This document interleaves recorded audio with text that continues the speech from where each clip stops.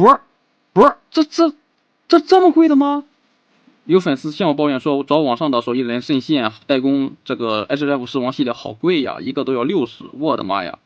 我是相当震惊的好吧，毕竟我是玩高达的嘛，一般一个高达代工渗线复杂的也不会超过20，更何况狮王它就是渗线一个表链子罢了，你搞的毛线呀，你还弄这么贵？最离谱的是你怎么浑身哪，只要是有一个棱角你都渗了，拜托，你看过皮套吗？皮套是那个样子的吗？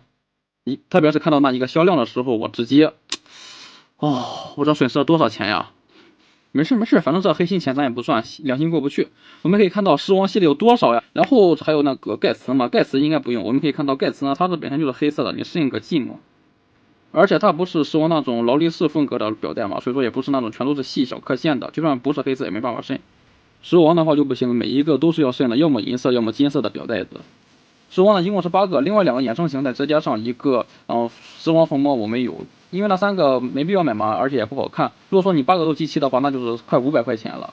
就算你是和我一样买了这么5个，那也得是300块呀。今天呢，我教你怎么搞，只要20的成本就能搞定，别说8个了，80个20块的成本也能搞。毕竟被这种代工吸引的都是不玩高达的嘛，所以说呢就会下意识的认为是用补土稀释之后再渗线，那样的难度很大，而且效果很差，还容易损毁漆面。所以说呢，渗线当然是要用渗线液啦。渗线液的品牌很多，大概呢价格都是从10几到20几不等，最贵的也是20多，并不贵。说到渗线液，很多人都会推荐俊士，说那一个最好用，但其实最好用的却是田宫。田宫呢，它的流动性是强的逆天，但是呢问题也很大，就是它腐蚀性比较强，而且味道是特别刺鼻的。像科作啦，其他牌子的就不好用了。我呢一般是选择用这个权威，权威呢不光味道没有，而且呢也是和俊士一样比较好用。为什么我推荐权威不推荐俊士呢？就是因为我们可以看到权威呢它是带着一个小刷子的，就是用这个可以直接滴渗线液。如果说用那个俊士的话，你还得再额外买一根蘸水笔去渗线。而且俊士虽然说腐蚀性没有田宫这么大，但还是多多少少有一些的。这个权威的呢渗线腐蚀性还是非常小的，几乎没有，而且用手汗也能擦掉。刚好我这5个都没有渗过线，因为成品的嘛我不在意。来给大家示范一下吧。以防万一，我们先把它刻线处给擦干净，防止有灰尘。只需要蘸一点就行了，然后你往里面一滴，它就会自动流平。不要怕麻烦，自己渗线就行，因为这一个过程真的很解压。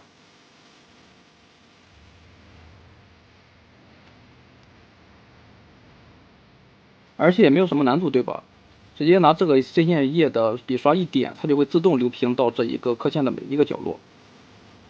当然，如果说你觉得在白色上面黑色太突兀的话，可以采用灰色的渗线液在白色上进行渗线，这样就没有这么突兀了。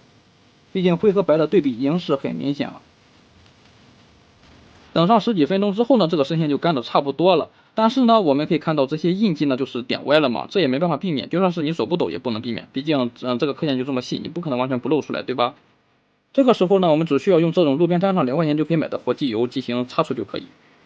用火机油的好处是一擦就掉，而且不会伤到漆面，还有我们的塑料，毕竟大部分溶剂呢都是有腐蚀性的嘛。因为我们要保留的是在刻线里面的，正常情况下棉棒是不会伸进去擦除的，所以说呢我们不用担心误伤到我们想要保留的部分，直接这样无脑随便擦就行，特别简单。怎么样，这小线一渗，这皮套的效果不就挠一下上来了吗？就这样，我花了半个下午就把5个模型全都渗线完成了。如果我去找那些所谓的手艺人代工的话，那就是300，再加上来回的运费，也就是说我用了半个下午就赚了300多呀，这不血赚吗？当然，渗线的效果并不是取决于你的手艺，而是取决于万代它开模的精细程度。刻线是什么样子，你渗线出来就是什么样子，所以说你不用担心。然后就是给山阶渗线的时候要注意一个问题，就是它的头部的表带尽量不要去渗线了。看一下皮套的效果就能发现，它的沟壑里面呢并没有发黑。除此之外，这5个角色身上的表带就是随意的渗线了。